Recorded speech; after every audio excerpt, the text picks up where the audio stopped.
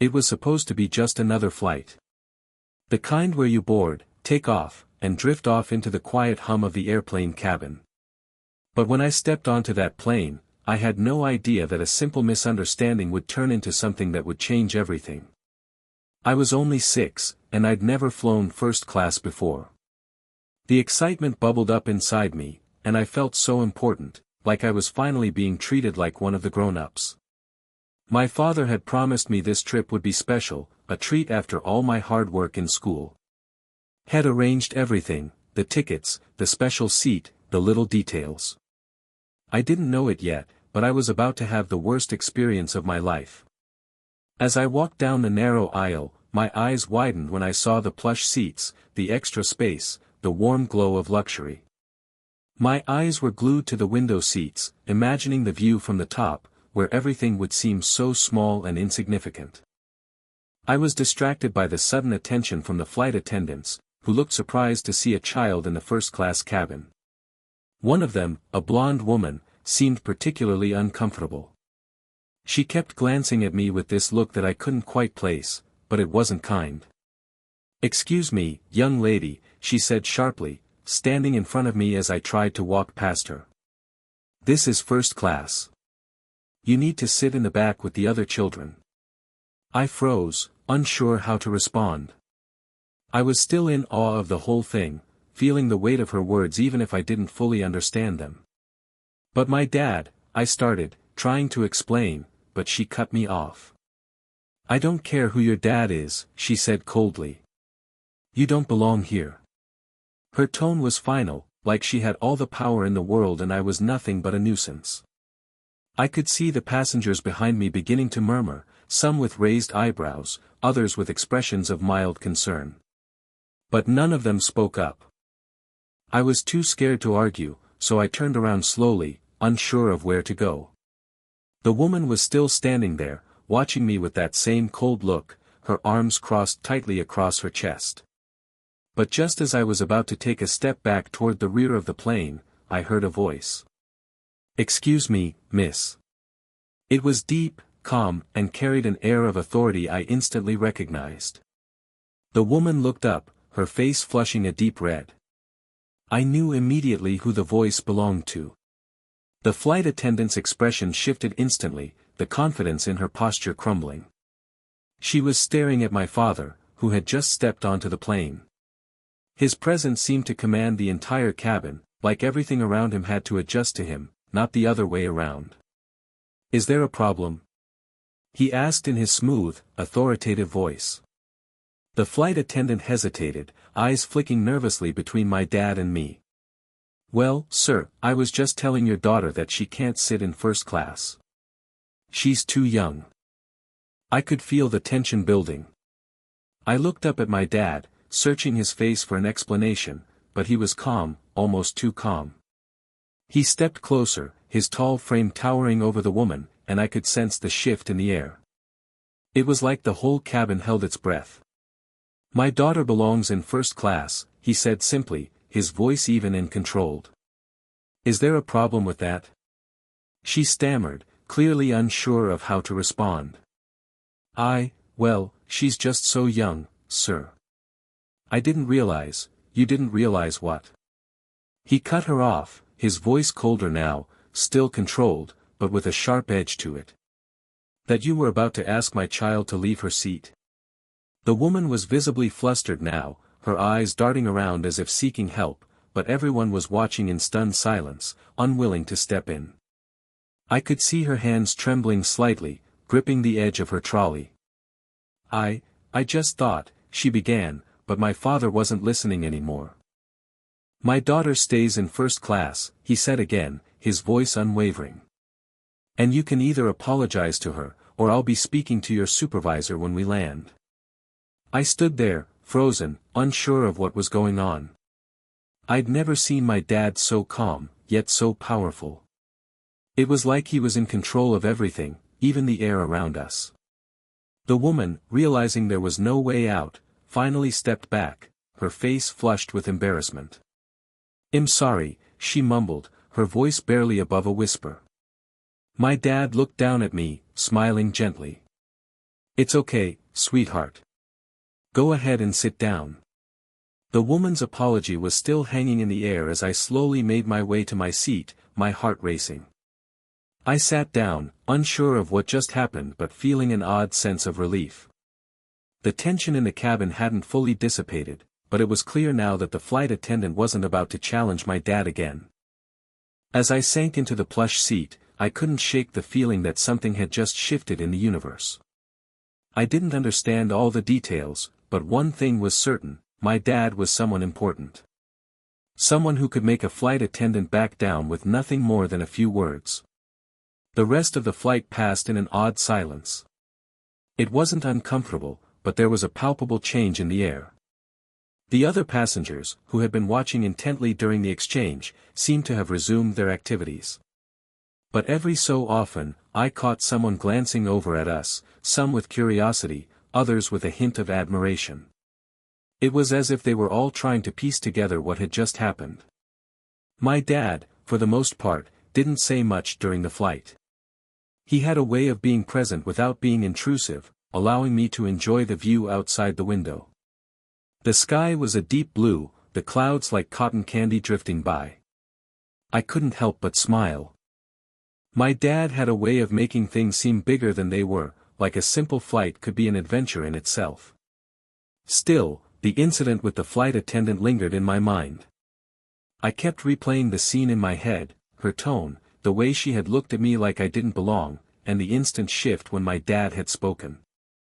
The more I thought about it, the more it unsettled me. It was as if I was invisible, like the only reason I was allowed to stay in first class was because my dad was who he was. But I didn't have to think too long, because just then, the captain's voice came over the intercom. "Ladies and gentlemen, we're beginning our descent into our destination. Please make sure your seatbelts are fastened and your tray tables are up. We'll be landing shortly." I looked over at my dad, who had his gaze fixed out the window, his expression thoughtful. His jaw was set firm, like he was preparing for something. But what? I didn't have to wait long to find out. As the plane began to descend, the flight attendant who had caused all the trouble earlier walked past us, avoiding eye contact. But as she passed, I noticed her head turn for a split second, her gaze lingering on my dad. Her face had drained of color, and she looked almost afraid. I wanted to ask him what was going on, but I didn't get the chance. My dad leaned over and whispered, "Don't worry about her. She'll be fine." He didn't elaborate, but the way he said it made me feel like there was so much more to this situation than I could understand. Before I could ask any more questions, the plane touched down smoothly, and the usual bustle of passengers getting ready to disembark filled the cabin. My dad stood up first, helping me with my seatbelt, then guiding me through the aisle as the flight attendant still avoided our gaze. As we reached the door, just before stepping into the jet bridge, my dad stopped, looked down at me with a small smile, and said, "You know, sweetheart, there's something important I need to tell you about today. But not right now." And with that, we walked off the plane. I still had no idea what he meant, but I could feel a strange weight to his words, something that would become clearer soon enough. We made our way through the terminal, the crowds of people bustling around us as we headed to baggage claim. My dad kept a steady pace, and I walked closely beside him, my thoughts still racing from everything that had happened on the plane. I couldn't shake the feeling that there was something I didn't understand, something important that my dad hadn't told me yet. We finally reached the baggage claim area, and my dad paused for a moment to check his phone. He glanced at the screen, his face unreadable, before sliding it back into his pocket. "Stay close," he said, his voice low but firm. "We'll be meeting someone." I nodded, trying to stay composed, but curiosity was eating at me. Who were we meeting? And why did he seem so serious all of a sudden? A few moments later, a man approached us, tall, sharply dressed in a suit, and wearing dark sunglasses. He had a commanding presence, like he belonged in a boardroom or maybe even a courtroom. He walked straight toward my dad, and they exchanged a brief, subtle handshake. "Everything set," the man said, his voice smooth, almost too smooth. My dad gave a single nod, then turned to me. "Sweetheart, this is Mr. Clark. He works with me." I looked up at Mr. Clark, who smiled politely but said nothing. He had an air of authority about him, a kind of unspoken power that made me feel small in comparison. He didn't seem like someone you'd want to mess with. "Nice to meet you," I mumbled, unsure of what else to say. Mr. Clark didn't respond immediately. Instead, he gave a nod and glanced at my dad. "You handled things well with that flight attendant. I take it she won't be bothering you again." I felt a knot tighten in my stomach. My dad didn't say anything, but the look in his eyes told me that this wasn't the first time something like this had happened. We stood there for a moment, the hum of the airport around us, until Mr. Clark turned and walked away, nodding for us to follow. My dad led me through the terminal without a word, his pace steady, his expression neutral. I could feel the tension building inside me. Who was Mr. Clark? What was going on? I opened my mouth to ask, but my dad beat me to it.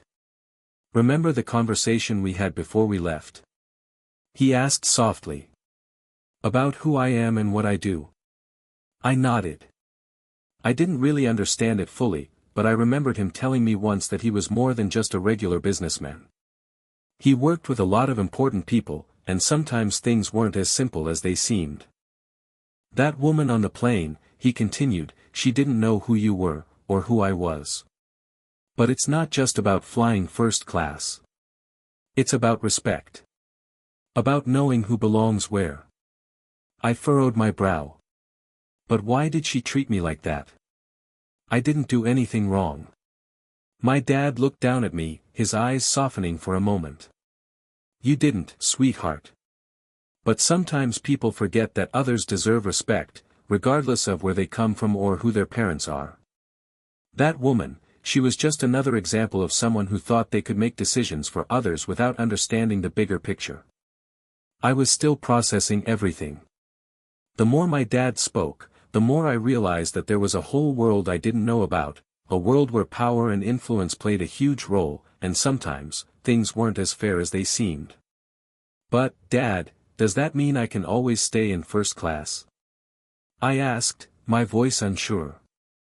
He chuckled softly, ruffling my hair. "Not just first class. Wherever you want to be. But more importantly, wherever you deserve to be." As we walked through the airport, heading toward the exit where a car was waiting, my mind was spinning with everything my dad had said.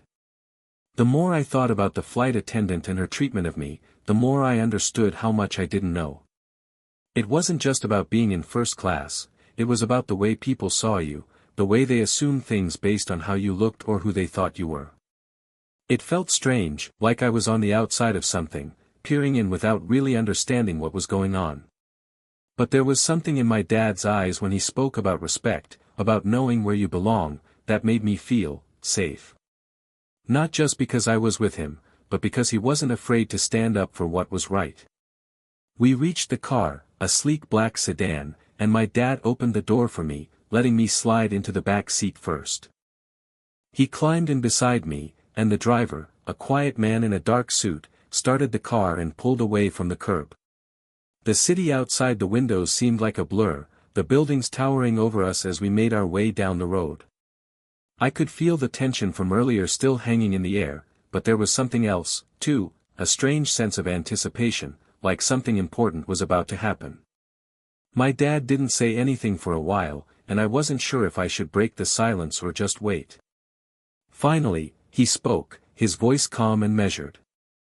"You're probably wondering why that woman acted the way she did," he began. "And why I didn't let her get away with it." I nodded, not sure how to ask the question without sounding like I was accusing anyone of anything. "You see, sweetheart," he continued, "sometimes people think they can treat others however they want. It happens more than you think, especially when people don't realize who they're dealing with." I looked up at him, trying to make sense of his words. "But how could she not know who you are? Aren't you important?" He smiled faintly, but his eyes remained serious. "It's not just about being important.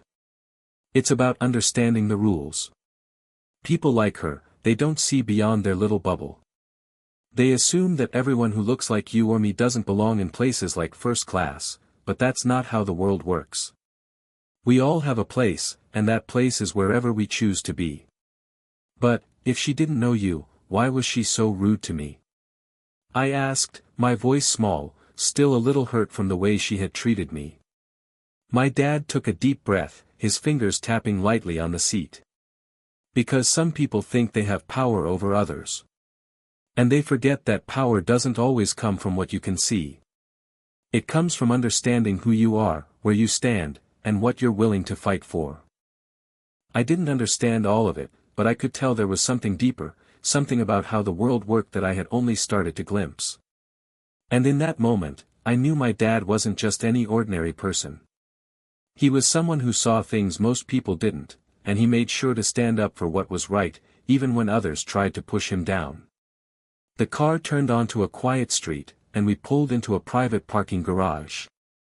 The driver stopped, and we got out. My dad's hand rested on my shoulder as we walked toward the building ahead. I had no idea where we were, but I could feel the weight of whatever was coming next. This isn't about first class or seats on a plane, my dad said, stopping in front of the door. It's about making sure people understand that respect is earned.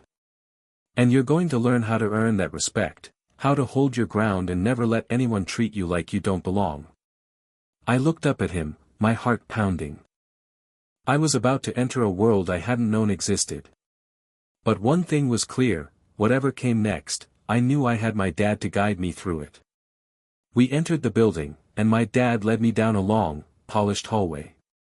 The walls were lined with framed pictures of people I didn't recognize, smiling faces, some in suits, others in casual clothing, all with an air of importance about them.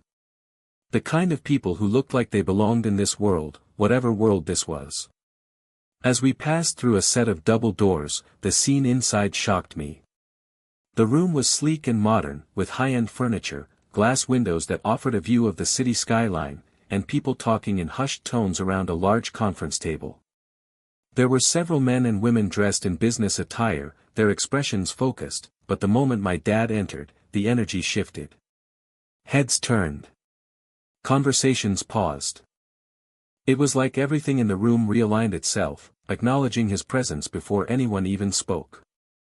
"Ah, Mr. Thompson," a man with graying hair said, standing up from the table. His handshake was firm, but there was a slight wariness in his eyes as he looked down at me. "I trust everything went smoothly." My dad gave a curt nod, but his gaze was sharp, as if he were evaluating the man before responding. "It did," he said, his voice carrying that same unshakable confidence I had heard earlier. "I'd like to speak with all of you now.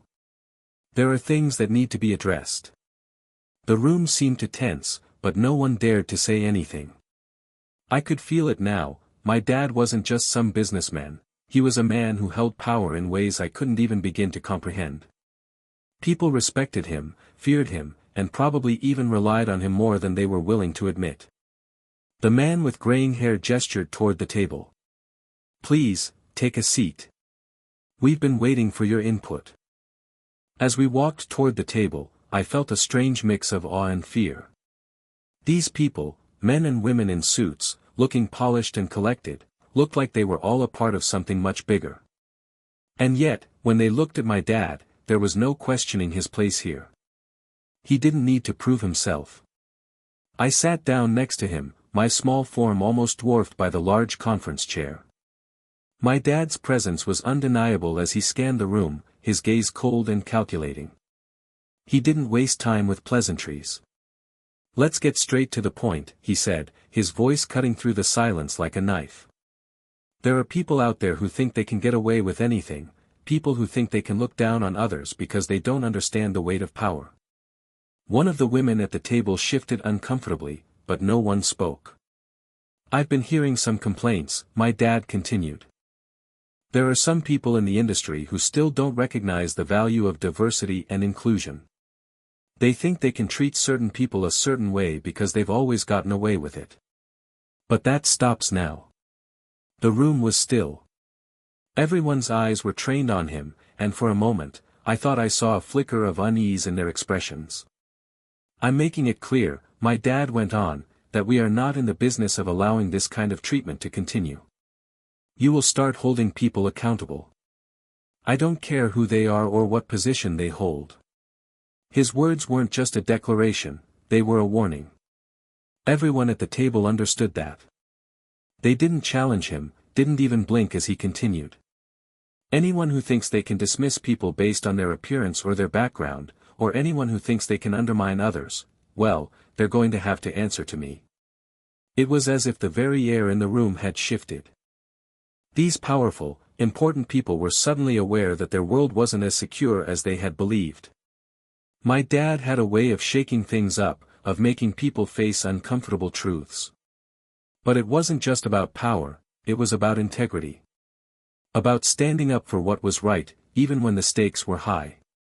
As the meeting continued, my dad spoke with the authority of someone who had seen it all, who knew exactly how to navigate this complex world. I tried to keep up, but the more he spoke, the more I realized that this world of influence and decisions, wasn't as simple as I had thought. And then, as the meeting wrapped up and people filed out, one by one, Mr. Clark returned, his face as impassive as ever. He nodded to my dad. "It's all handled," he said. My dad didn't respond immediately. He stood up and motioned for me to follow him as we left the conference room. The moment we stepped outside, he looked down at me, his expression softening just for a moment. "You're learning, sweetheart," he said, placing a hand on my shoulder. "That was the first lesson. You need to understand how the world works, and how to navigate it. But remember, power isn't always about what you can take. Sometimes it's about what you can give, and how you use it to change things for the better." I nodded, even though I didn't fully understand. But I was beginning to see the bigger picture. We left the building, and the cool night air hit my face as soon as we stepped outside. The world felt different now, like everything had changed in those few hours inside. The city lights sparkled in the distance, but I couldn't help feeling a sense of heaviness in the air, as though we had just walked through something significant. We climbed back into the car, and my dad gave the driver a nod. As the car pulled away from the building, the chatter from the meeting still echoed in my mind, but something else weighed on me now, the words my dad had spoken. Power isn't always about what you can take. Sometimes it's about what you can give, and how you use it to change things for the better. It wasn't just about standing up for myself. It was about using influence to change the way things worked in the world, about making sure that others couldn't be pushed down, ignored, or mistreated. The flight attendant, the people in that meeting, my dad wasn't just defending me, he was teaching me how to hold my own and how to use my position to make a difference. I glanced over at him, watching as his face softened in the dim light of the car, a faint smile pulling at the corner of his lips. "You're quiet," he said, noticing my gaze. "Thinking about everything?" I nodded slowly. "Yeah. It's a lot to take in." "Don't worry," he said, his tone reassuring. "You're going to understand it all soon enough. But you've got to remember that your worth doesn't come from what other people think of you. It comes from what you know about yourself, and how you choose to carry yourself, no matter who's watching." I thought about the way the flight attendant had treated me. She had assumed things about me based on nothing more than my appearance, nothing more than her narrow view of who she thought I was. But my dad didn't let her get away with it. And he didn't just stand up for me, he made sure she understood that everyone deserved respect, regardless of where they came from. As the car made its way through the streets, I realized something: this wasn't just about getting what you wanted. This was about understanding the weight of your actions, the importance of standing tall in a world that sometimes tries to knock you down. "Are we going home now?" I asked, the excitement from the flight earlier still lingering but now mixed with a new sense of understanding. "No," my dad said, his voice calm, but there was a glint in his eyes. "There's one more thing I need to I raised an eyebrow, confused. "What's that?" He turned to me with a half-smile. "You're going to meet someone who can teach you more about this world than I can. You need to see it for yourself, not just hear about it from me." Before I could ask any more questions, the car turned into another private building, even more extravagant than the last one. The lights here were softer, more subdued, and the security at the front was intense, guards standing tall, scanning IDs, making sure everything was secure. The moment we stepped inside, the atmosphere was completely different from the cold efficiency of the conference room earlier. This place felt warmer, somehow. The air was thick with the quiet hum of conversation, but it was a different kind of energy. It wasn't about power for the sake of power, it was about connections, about strategy, about understanding people in ways that went beyond just business. "Where are we?" I asked, my voice almost a whisper. "This is where things happen," my dad said quietly, looking around the room. "This is where decisions are made that affect more than just a single person, a single company, or a single flight. This is where you learn how to navigate the real world." I stayed close to him as we walked deeper into the building, passing rooms filled with discussions I couldn't quite hear but could feel. Finally, we stopped in front of a large office door, and my dad knocked twice before entering. Inside, a woman with sharp eyes and a commanding presence was sitting behind a large desk. She looked up as we entered, her expression neutral but warm. "Mr. Thompson," she greeted him with a firm handshake, her voice smooth. "It's good to see you." "This is my daughter," my dad said, motioning to me. "I wanted her to meet you. She's ready." The woman's eyes softened as she looked at me, then back at my dad. "She's got a lot to learn, but I see the potential." I felt a surge of nerves, but I stood tall, looking at her with curiosity. Who was she? And why had my dad brought me here? The woman smiled slightly, her gaze intense yet thoughtful. "Come in," she said, her voice both welcoming and commanding. "We've got a lot to discuss." I stepped into the office, my heart pounding in my chest. The woman's presence was like a force of nature, commanding the room without even trying. She gestured for me to sit across from her, and I did so, trying to steady my breath. My dad took a seat beside me, his usual calm demeanor now blending with a quiet tension that I couldn't quite place. The woman studied me for a moment, her sharp eyes never leaving my face. There was no hint of judgment in her gaze, only a focused assessment, as if she were already weighing my future in the space between us. "So," she began, her voice measured, almost clinical, "your father tells me you're ready to understand what this world really entails." I nodded, trying to mask my nerves. "I think so." She leaned forward slightly, her fingers resting lightly on the desk. "This world isn't kind to people who don't understand how to move in it. You've already had a taste of that today, haven't you?" I thought back to the flight attendant, to how she had treated me, how my dad had stepped in. It felt like a lifetime ago, but I nodded, feeling a surge of recognition. Yeah. It was strange. The woman smiled, but it wasn't a warm smile, it was the kind of smile that acknowledged the truth, the kind that didn't hide from reality. "Good," she said. "The world doesn't care about your feelings. It doesn't care about what you deserve. What matters is how you handle it when things don't go your way. It's about taking control of your narrative." I swallowed hard, my mind racing. Everything my dad had told me, everything I had just witnessed, it was starting to click.